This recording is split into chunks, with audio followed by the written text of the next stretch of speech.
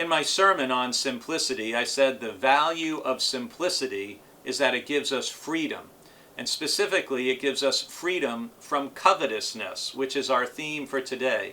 And our text is from Luke chapter 12, verses 13 through 34, a passage that I find just wonderful to read and to meditate on, and at the same time, as a rich American, I find it very convicting. Listen to the passage. Someone in the crowd said to Jesus, "Teacher, tell my brother to divide the family inheritance with me." But he said to him, "Friend, who set me to be a judge or arbitrator over you?" And he said to them, "Take care. Be on your guard against all kinds of greed, for one's life does not consist in the abundance of possessions." Then he told them a parable.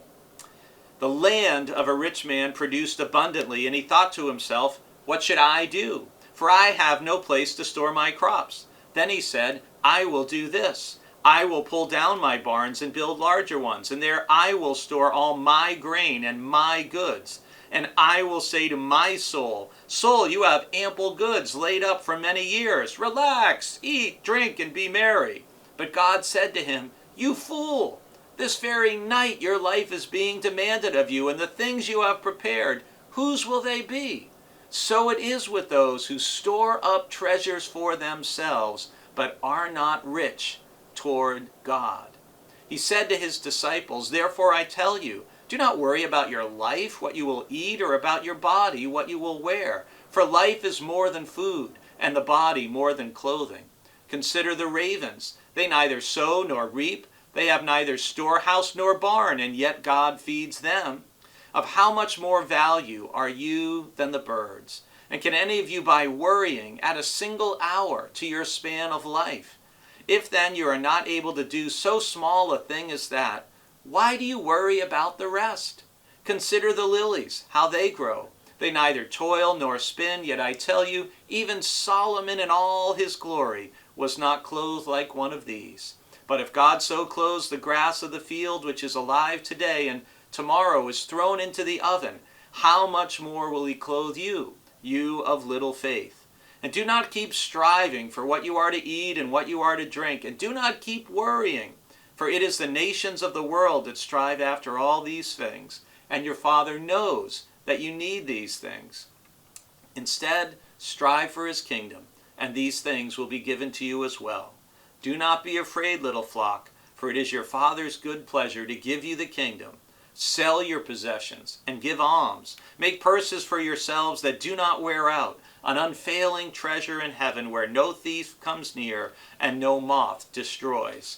For where your treasure is, there your heart will be also." That's a long passage, but I just want to note a couple what I think are really important things. You notice that in the parable that Jesus tells, it's the land that produces abundantly. It's not because the guy was such a great farmer or a great worker, and yet everything the man says is about what I will do. I will do this, I will do that, I will tear down my barns. And to us as 21st century Americans, the guy sounds like he's been really a successful businessman and he's stored all this stuff away. But when he says he has no place to store his food, you know where he could have stored it? He could have stored plenty of his excess food in the stomachs of those who were poor and hungry and had nothing to eat. And Jesus points out in the parable that none of us are guaranteed tomorrow, much less next month or next year. And it's not that where our heart is, Jesus says, that our treasure follows. It's where our treasure is. There our heart will be also. And so that's why Jesus warns us to take care and be on your guard against all kinds of greed, for one's life does not consist in the abundance of possessions. God wants us to live generously with open hands, ready to share what we have with others, and simplicity gives us the freedom to do that.